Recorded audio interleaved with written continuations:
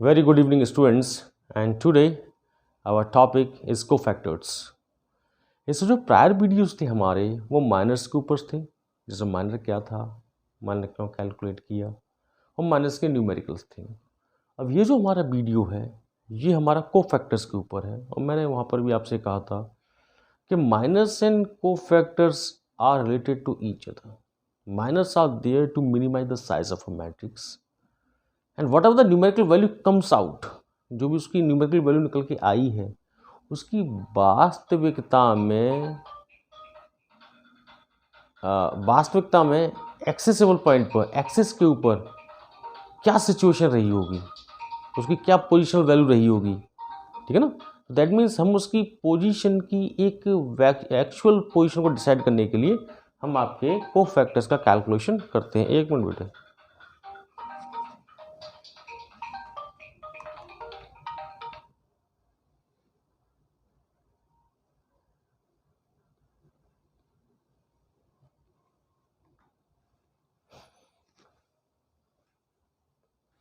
ठीक है ना. तो हम कोफैक्टर्स का यूज करते हैं. कैसे? जो भी वैल्यू निकाल रहे हैं माइनर की, उसकी वास्तविक स्थिति क्या है, उसकी पोजीशन क्या है, एक्स एक्सिस और वाई एक्सिस के थ्रू उसकी क्या एक्सिस, उसकी एग्जिस्टेंस कहाँ पर करता है वो. तो दैट मीन्स हम उसके साइन को जो डिफाइन करते हैं कि वो पॉजिटिव एक्सिस में है या नेगेटिव एक्सिस में है, तो उसकी वैल्यू को डिफाइन करने के लिए हमें कोफैक्टर्स को कैलकुलेट करना पड़ता है. क्योंकि माइनर्स हमें न्यूमेरिकल वैल्यू दे सकते हैं, मगर वो आपके एक्स एक्सिस में है कि वाई एक्सिस में है कि एस डैश में है कि वाई डैश में है, ये चीज़ नहीं बताते. और बिना उसकी एक्चुअल पोजीशन को जाने हम आगे की वैल्यू एडजॉइंट ऑफ मैट्रिक्स नहीं निकाल सकते. ठीक है ना. इसलिए हमें कोफैक्टर्स को स्टडी करना पड़ता है. तो देखिए क्या है. सपोज करिए कि आपके सामने एक मैट्रिक्स है. ठीक है ना. और मैं इसे थोड़ा सा मैं 3x3 का लेके छोटे में करता हूँ इसे आपके इसको, फिर हम इसके ऊपर न्यूमेरिकल कर लेंगे. है ना. देखो ये दिया हुआ है, एक मैट्रिक्स दी है 2x2 की है. तो मैंने जो माइनस में कहा था, तो मैंने कहा ना cofactors and minors are related to each other. एक ही चीज़ है, सिर्फ उसकी डायरेक्शन को डिफाइन करने के लिए, to define the direction of a positional value of this particular numeric value की उसकी डायरेक्शन क्या है, उसको डिफाइन करने के लिए हम कोफैक्टर्स का कैलकुलेशन करते हैं. ठीक है ना. स्क्वायर मैट्रिक्स है, दैट मीन्स कोफैक्टर्स निकल सकते हैं, कोफैक्टर्स निकल सकते हैं. यहाँ पे मैं कोफैक्टर की बात कर रहा हूँ बेटे. तो मैंने जब माइनर की बात की थी तो dear students I use the symbol M11. Now for the cofactors I will use the symbol C11. ठीक है ना बेटे. तो मैं यहाँ पर ये फैक्टर्स यूज करूँगा. C11 दो ही का है, तो C12, C21 and C22 2x2 का है, ये यूज़ करूँगा मैं. ठीक है ना. मगर क्या जो इस तरीके से M11, M12, M21, M22 लिखता था और C11, C12, C21, C22 लिख के, अच्छा ये लिख गया यहाँ पे, एक मिनट, C और C. क्या यहाँ पर ये लिखने से ही, सिर्फ C लगाने से कहीं कोफैक्टर बन गया? नहीं, थोड़ा सा डिफरेंस है इसमें. क्या है कि जो आपका C है, जो C है उसकी calculation -1 to the power row plus column है, इनटू माइनर से है, दैट मीन्स इस माइनर की एक्चुअल पोजीशन विद डायरेक्शन क्या रही है, इसको डिफाइन करने के लिए हमें कोफैक्टर्स की कैलकुलेशन करनी पड़ती है. या शुद्ध हिंदी में देखिए, जो माइनर से हैं वो नेगेटिव आएगा कि पॉजिटिव आएगा, नेगेटिव वैल्यू आएगी या पॉजिटिव वैल्यू आएगी, इस चीज़ को निर्धारित करने के लिए, एक्सिस के अंदर ये चीज़ निर्धारित करने के लिए कि जो वैल्यू माइनर की आ रही है वो पॉजिटिव है या नेगेटिव है, इसको डिफाइन करने के लिए हमें कोफैक्टर्स निकालने पड़ते हैं. तो cofactors are the process of finding out the positional direction of minors, and it will be calculated by the help of minus 1 to the 1 minus 1 raised to the power r plus c into minors। ये इसका formula होता है calculation के लिए, इससे calculate किया जाएगा। ठीक है बेटे, जब इससे कैलकुलेट करना है तो यहाँ पर वैल्यू है C11, तो मैंने कहा रो प्लस कॉलम, जैसे माइनर को निकालते थे वही तो है, सिर्फ उसकी डायरेक्शन डिफाइन हो जाएगी यहाँ से। तो 1 1 पहली रो पहला कॉलम, तो बेटा हम इसमें निकालेंगे C11 को निकाला तो -1 उसकी पोजीशन को डिफाइन करने के लिए। रो कितनी बेटा 1 है, कॉलम कितना बेटा 1 है, रो 1 कॉलम 1, और उसके बाद हम क्या लिखेंगे, पहली रो को कॉलम को छिपाकर, पहली रो को और पहले कॉलम को छिपाकर, पहली रो को और पहले कॉलम को छिपाकर जो भी वैल्यू आती है उसे माइनर लिख देते। मैं इसमें लिखता हूँ माइनर, कौन सा माइनर ना लिखे मैं यहाँ पे लिखूँ C11 लिया है तो इंटू M11। और इसको जो डिफाइन करता हूँ मैं, तो M11 आप पहले निकाल चुके हो, पहली रो पहला कॉलम, पहली रो पहला कॉलम, तो ये वैल्यू आती है -1 और 1 + 1 दैट इज स्क्वायर, और पहली रो और पहले कॉलम के बाद वैल्यू बचती है इंटू A22, और ये स्क्वायर आएगा तो पॉजिटिव वैल्यू है तो A22 आपका पॉजिटिव आएगा। क्लियर है? तो क्या किया आपने, इसकी पोजीशन डिफाइन कर दी कि पॉजिटिव आएगा ये। फिर है आपका C12 दैट मीन्स -1 की raise to the power row plus column, row is 1 and column is 2 into minor M12। अच्छा M12 कैसे निकाला था आपने, तो पहले तो ये देखिए -1 की पावर 3 हो गई, -1 इंटू -1 इंटू -1, तो दैट मीन्स ये पावर तो 3 हो गई ना, तो नेगेटिव आनी है। M12 मतलब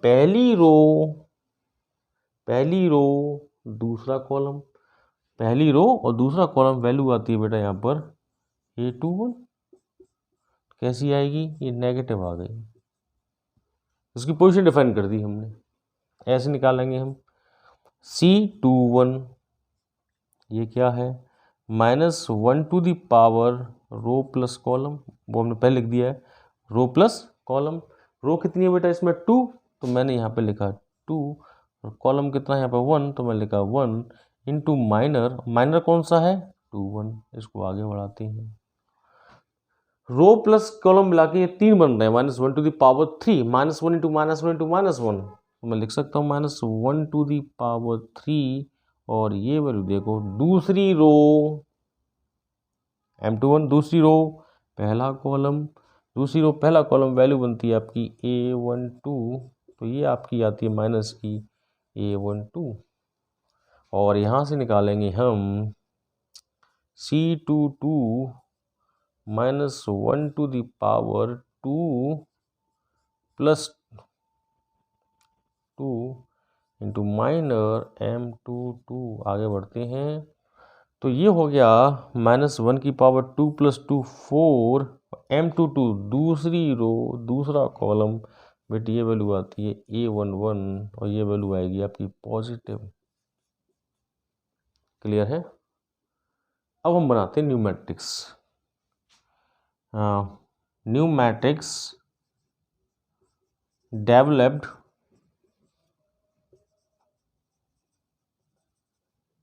बाय कोफैक्टर्स। अब कोफैक्टर्स की हेल्प से जो मैट्रिक्स बनी है उसको लिख रहे हैं हम यहाँ पे, ठीक है ना।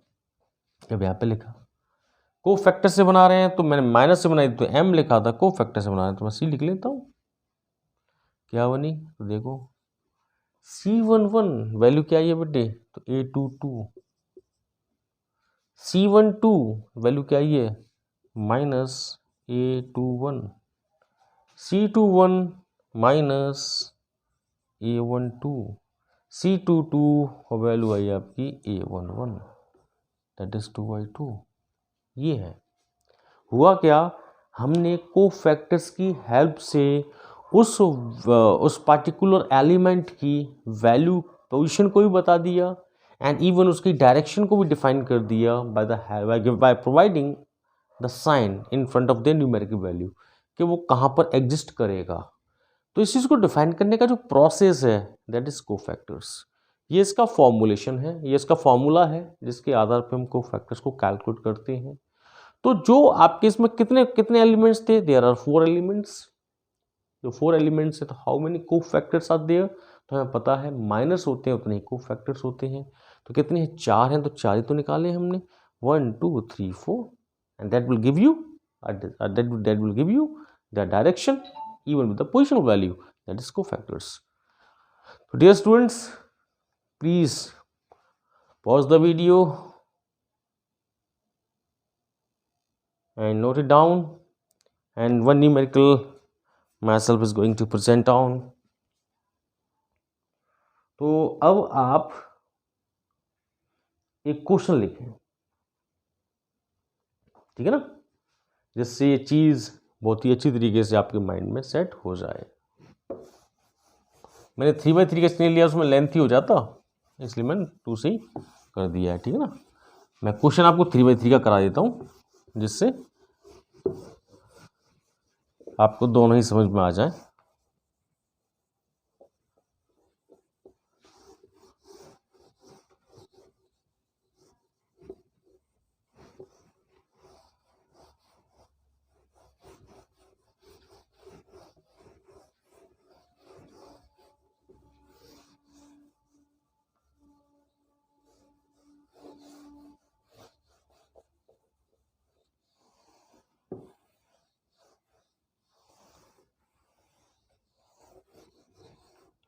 देखिए,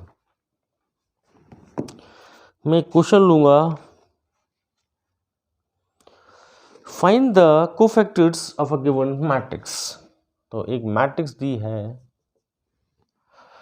और उसकी वैल्यू है 2 1 3 3 1 2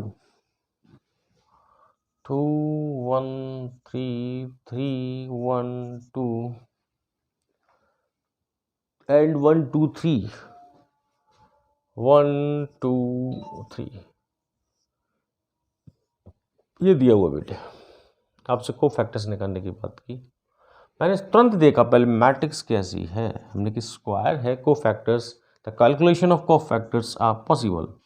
कैसे है, तो हमसे कहीं ये निकालने के लिए तो नहीं करा, C11 C12 C13 C21 C22 C23 C31 C32 C33। कोई बच्चे कह रहे होंगे तो यार टोटली माइनस ही हुए, तो बेटा माइनस ही होते हैं कोफैक्टर्स, तो सिर्फ उसकी पोजीशन को, उसमें पोजीशन आ रही थी, इसमें डायरेक्शन भी आ रहा है साथ में, सिर्फ ये फर्क था, तो कुछ नहीं था, ठीक है ना।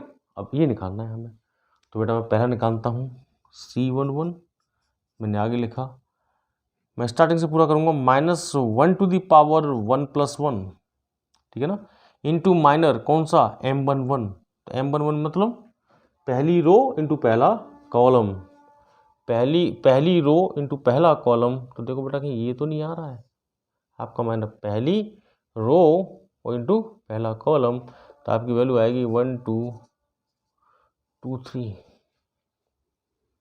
ठीक है बेटे। मैंने M11 की जगह वैल्यू लिख दी बस। तो क्या आया इसका, देखो पहले तो यहाँ से देखो, ये -1 की पावर स्क्वायर हुआ तो क्या बन गया, पॉजिटिव। यहाँ से 3 - 4, 3 - 4 मतलब -1 आएगा, तो ये वैल्यू हो गई -1, ठीक है ना। फिर लेते हैं C12, -1 to the power 1 + 2, पहली रो दूसरा कॉलम, तो वैल्यू है 3 2 1 3।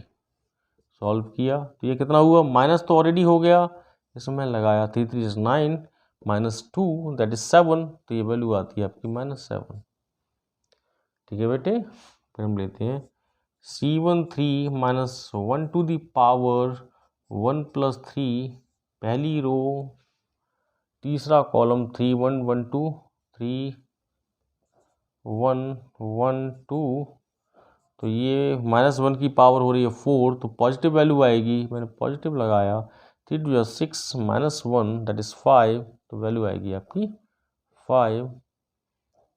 फिर हम निकालते हैं C21 minus 1 to the power 2 plus 1, तो दूसरी रो पहला कॉलम 1 3 2 3 1 3 2 3, ये -1 की पावर 2 प्लस 3 माइनस हो गया, तो ये माइनस तो ये लग गया, इसको देखें 3 माइनस 6, 3 माइनस 6 क्या हुआ -3, तो यहाँ से माइनस माइनस क्या हो गया, ये प्लस का हो गया।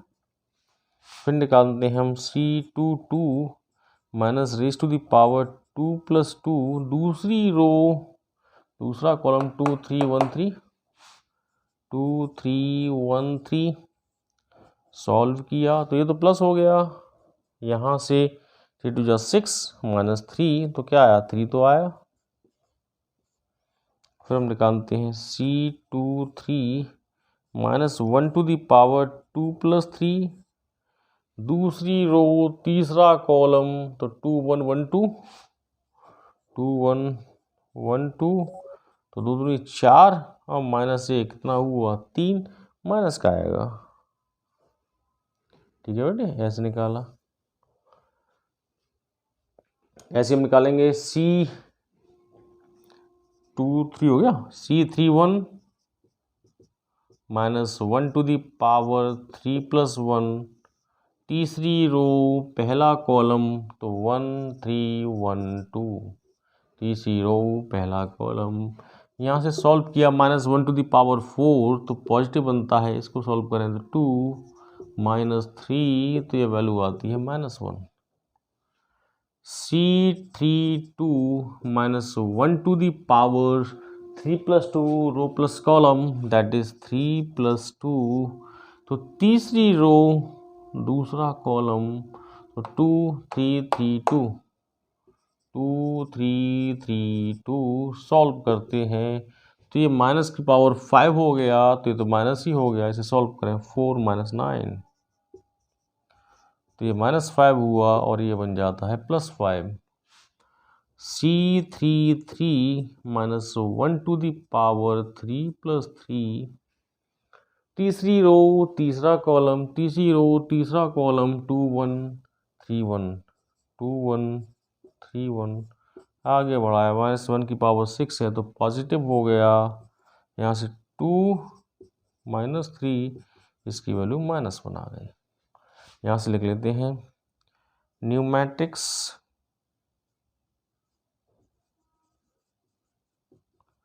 डेवलप्ड वाई कोफैक्टर्स क्या बनी, इसे लिख लेते हैं। हाँ जी, C देखिए C11 की वैल्यू -1, C12 की वैल्यू -7, C13 की वैल्यू +5, C21 की वैल्यू 3, C22 की वैल्यू 3, C23 की वैल्यू -3, C31 की वैल्यू -1, 32 की वैल्यू 5, 33 की वैल्यू -1। देखो, और समझ में नहीं आया हो तो पूछिए।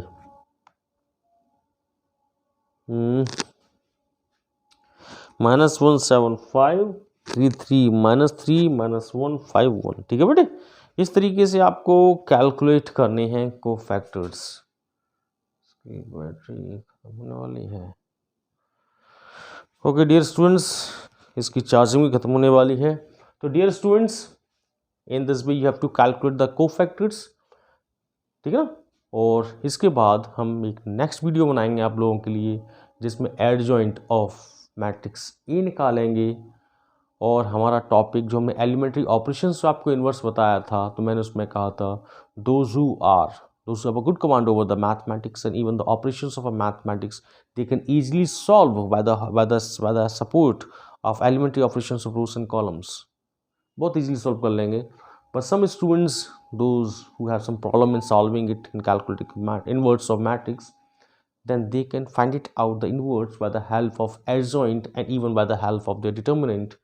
तो ये जो माइनस एंड कोफैक्टर्स हैं ये बेटे सिर्फ इसी के लिए हैं कि इनसे आप एक एडजॉइंट निकालना सीख जाओगे, और एडजॉइंट में जैसे हम डिवाइड लगाते हैं आपके डिटर्मिनेंट का, तो आपकी इन्वर्स की वैल्यू कैलकुलेट होके आ जाती है। उससे पहले मैं आपको ये भी बताऊंगा कि इन्वर्स कब कैलकुलेट करना है। मैं एलिमेंट्री में बताया था कि सिंगुलर मैट्रिक्स क्या है, नॉन सिंगुलर मैट्रिक्स क्या है, वह चीज़ उससे भी पहले बतानी पड़ेगी।